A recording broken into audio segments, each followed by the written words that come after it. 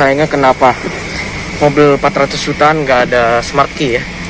Tapi yang saya suka adalah suara khas startupnya. Oke, ayo kita sama-sama dengarkan suara startup Kijang Innova kondisi pintu terbuka. Kita atur dulu cahayanya. Oke, ini ronda speedonya seperti ini ya. Kita nyalakan. Masih sederhana dia, karena ini tipe G luxury ya. Oke, ini dia suara startupnya.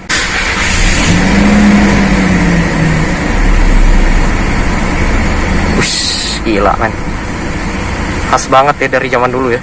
Halo semuanya, selamat datang di channel Ponautos. Oke, kali ini hanya vlog-vlog biasa. Mumpung ada Kijang Innova, kita akan bahas 5 hal yang positif dan yang negatif, alias plus dan minus dari si Toyota Kijang Innova ini tipe G Luxury tahun 2020. Nah, tipe G Luxury ini akhirnya kembali lagi di facelift ya, bukan cuma G, ada juga V Luxury.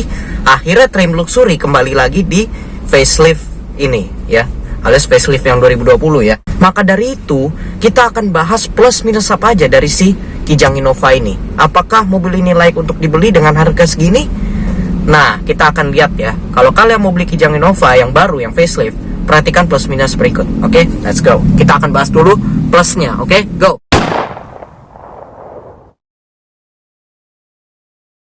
Plus yang pertama adalah setirnya ya.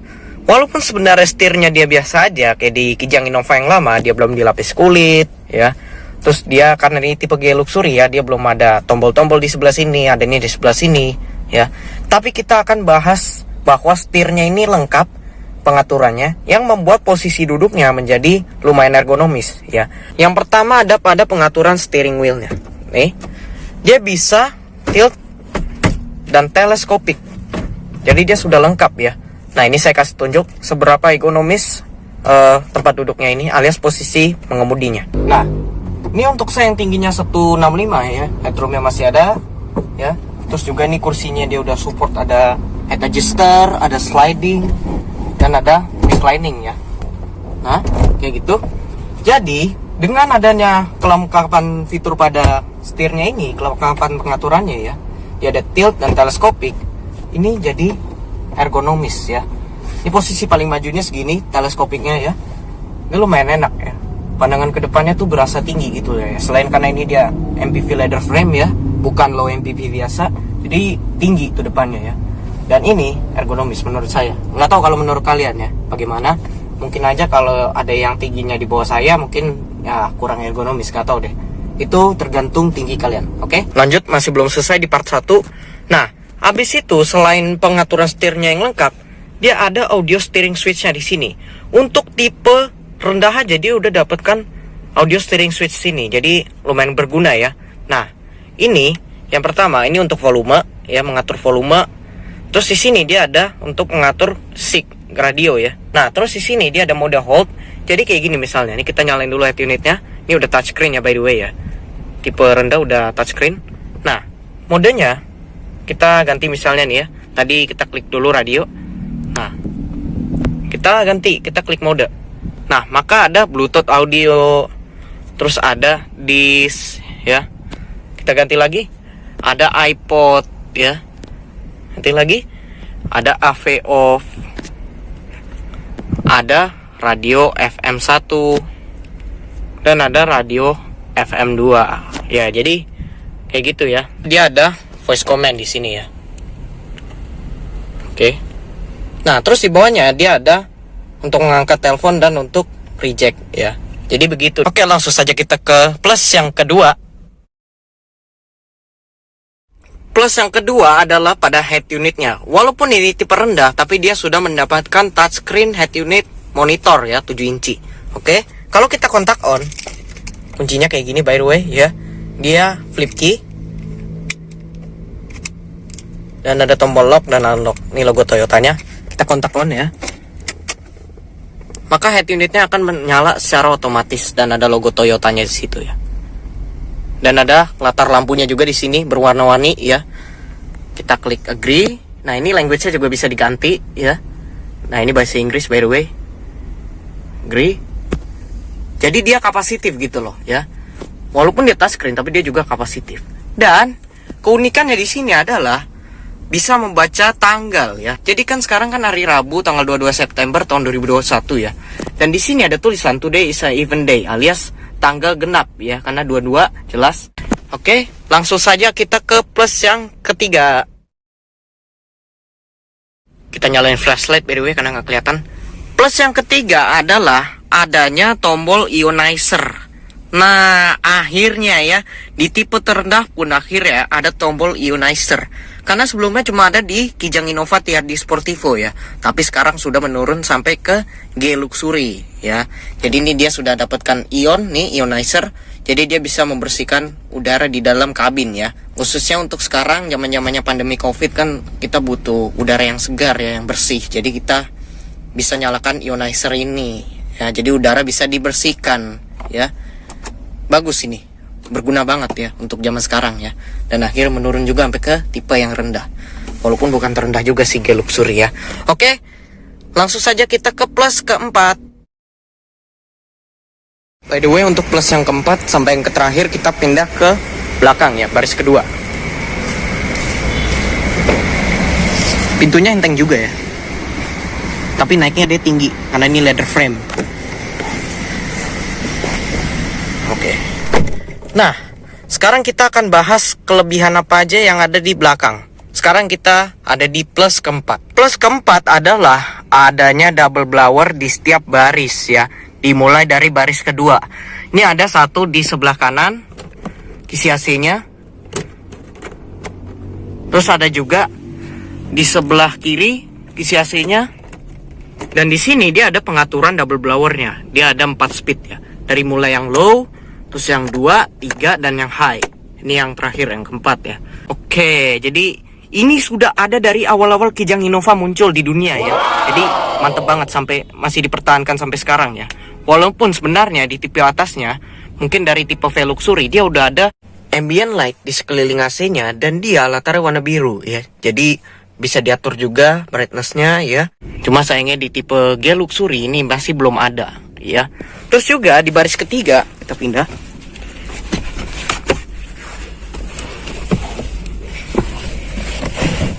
Dia ada juga kisi AC-nya. Ini untuk penumpang sebelah kiri dan ini untuk penumpang sebelah kanan ya. Jadi di setiap baris, mulai dari baris depan dia ada AC, terus di baris kedua dia ada kisi AC-nya juga, dan di baris ketiga dia ada kisi AC-nya juga. Jadi ini mantep banget, masih dipertahankan sampai sekarang dari zaman dulu ya. Oke, langsung saja kita ke plus yang terakhir, yaitu plus yang kelima. Plus yang kelima adalah kelegaan kabinnya. Ya, ini dimulai dari, kalau menurut saya ya, dimulai dari baris kedua sih. Ini biar tambah lega, ini khususnya untuk tipe luxury ya, dia makin lega lagi. Kenapa? Karena dia ada kursi captain seat. Nah, ini enak banget ya.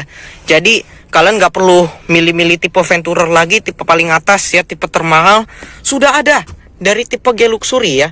Nah, captain seat ini dengan armrest ini khusus untuk tipe luxury, karena di tipe bawahnya dia nggak ada ya.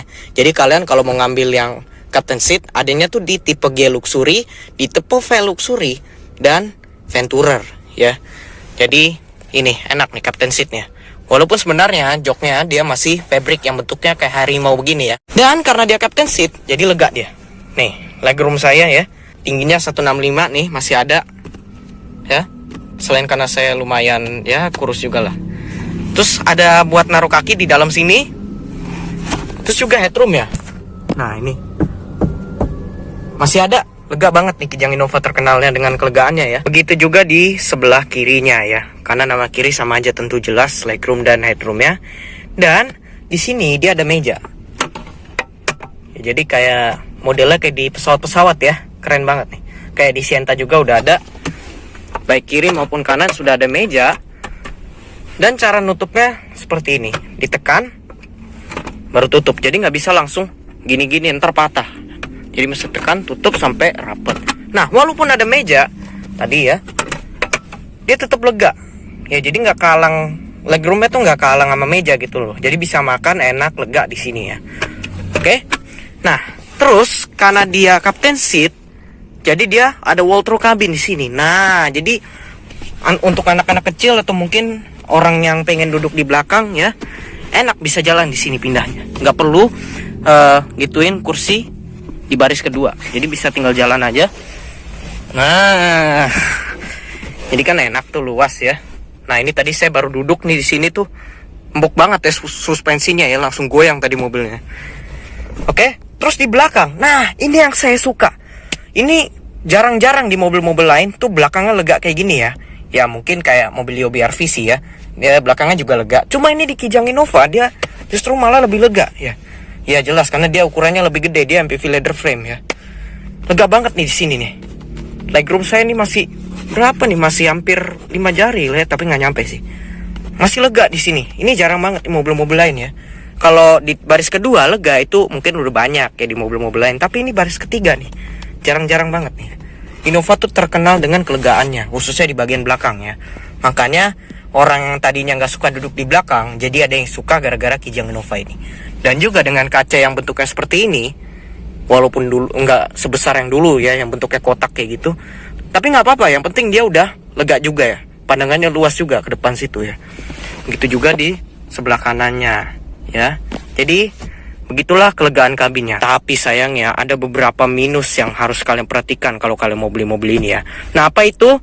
Kita akan saksikan 5 minus dari si Kijang Innova ini. Oke, dari mulai eksteriornya dulu.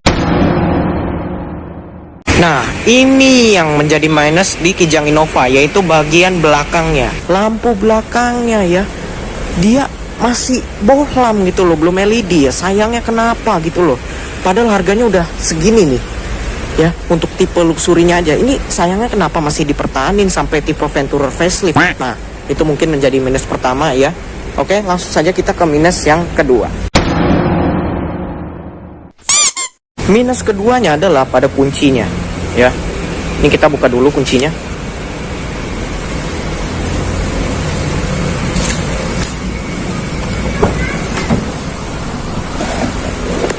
Nah, ini dia.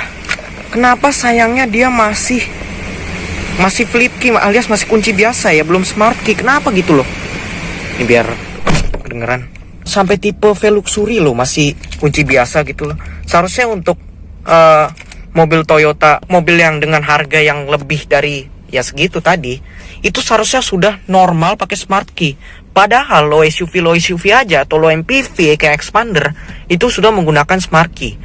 Nah, ini nggak tahu nih kenapa masih pakai kunci biasa ya. Jadi kalau mau nyalain kita mesti nyolok dulu. Dan ada chime-nya ini ya. Kalau dibuka pintunya, baru kita CC on aja deh ya. Nah, jadi mesti begitu ribet ya, mesti muter-muter kunci. Walaupun sebenarnya uniknya dia udah ada tulisan Innova, tapi ini udah dari Kijang Innova yang zaman dulu juga sih. Ya, jadi itu nggak penting lagi. Oke, langsung saja kita ke minus yang ketiga. Nah, minus yang ketiga adalah pada door trimnya. Ya, memang pintunya dia lumayan unik ya bentuknya, dengan bentuk armrest yang seperti ini dan dengan bahan fabric juga di sini yang lembut ya, walaupun bukan kulit. Yang walaupun sayangnya di sini masih hard plastik biasa berwarna hitam ya untuk tipe G Luxury ini. Nah, tapi dengan adanya armrest ini, dengan adanya bentuk unik ini justru malah mengganggu ya. Nah, ini. Kita kalau mau duduk, kita kalau misalnya mau buka kaca, ini harus begini tangannya. Jadi kehalang gitu loh sama bagian depannya armrest ini loh. Jadi mesti gini. Ya. Jadi kalau kita mau sandarin tangan itu mesti melengkung begini. Dan ini yang ada malah yang nggak standar gitu, nggak normal ya armrestnya, yang nggak kayak mobil biasanya yang lurus saja ke depan gitu. Tapi yang ada malah kehalang di sebelah sini ya. Jadi begitu ya sayangnya ya, dengan adanya bentuk unik begini jadi kehalang tangannya. Oke, langsung saja kita ke minus yang keempat. Minus yang keempat adalah pada lacinya. Ini nggak tahu nih ada di mobil ini doang atau di mobil kalian juga ya. Cuma yang pasti kalau di mobil ini dia kan udah soft touch ya, untungnya ya. Dia tinggal diklik ini nanti langsung kebuka lacinya. Tapi sayangnya ini susah banget gitu loh. Misalnya kita mau klik ini ya. Ya tuh, ditekan nggak kebuka. Coba di sini. Nggak kebuka. gimana gitu, agak susah gitu loh. Nah, giliran di gini mesti ditekan sedikit gitu loh. Jadi agak susah ya untuk ngebuka laci ini. Nggak tahu ini kayaknya di mobil ini doang deh. Nggak tahu deh kalau di punya kalian gimana. Oke, sekarang ke minus yang terakhir, yaitu minus kelima.